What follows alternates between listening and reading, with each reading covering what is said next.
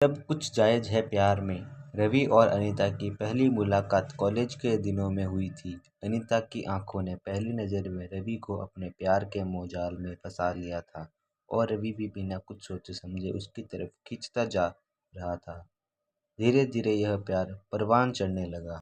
दोनों को लगा कि कुदरत ने उनको एक दूसरे के लिए ही बनाया है। दोनों ने निश्चय किया कि जब उनकी पढ़ाई खत्म होगी और रवि को किसी कंपनी में अच्छी जॉब मिल जाएगा, तब वह अपने माता पिता से अपनी शादी की बात करेंगे। वक्त गुजरता गया और रवि को एक मल्टीनेशनल कंपनी में अच्छे पैकेज पर जॉब भी मिल गया।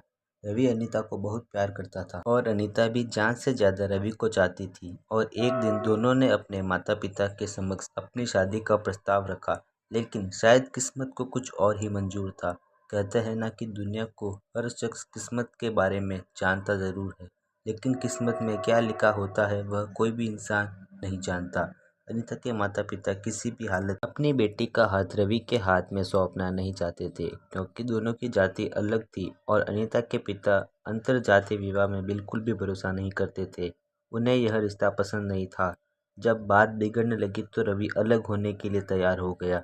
वह अनीता की नज़रों से बहुत दूर हो गया। इस घटना को 6 साल बीत गए और एक दिन फिर रवि और अनीता एक दूसरे के सामने आकर खड़े हो गए, लेकिन अब हालात पूरी तरह बदल चुके थे। शिवा नाम के एक शख्स के साथ अनीता की सगाई हो चुकी थी। अनीता अपनी पिछली जिंदगी और पहले प्यार को पूरी तरह भुला चुकी थी और अपने नए जीवन की शुरुआत करने जा रही थी, लेकिन रवि तब भी उसे भुला नहीं पाया था। उसने सगाई तोड़ने के लिए अनीता को मनाया भी, लेकिन वह असफल रहा। किसी ने सच ही कहा है कि प्यार को पाने के लिए आदमी किसी भी हद तक जा सकता है।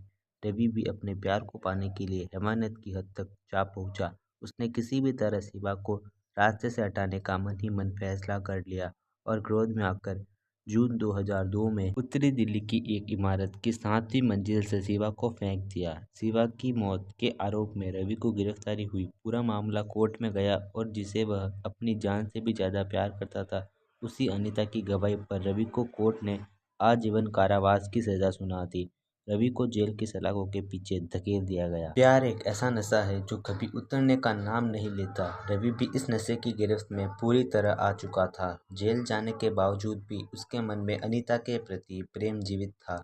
जब वह जमानत पर छूटकर बाहर आया तो वही प्यार फिर से परवान चढ़ने लगा। इस बार किस्मत ने रवि का पूरा साथ दिया और अनीता ने उसके प्यार को स्वीकार करके उसके साथ शादी कर ली। दूसरी तरफ रवि का मामला दिल्ली हाई कोर्ट में चला गया। किसी समय अपने भावी पति शिवा की हत्या के आरोपी को सजा सुनाने के लिए हाई कोर्ट में गवाही देने वाली अनीता अब उस आरोपी पति रवि को बचाने के लिए बेताब हो गई।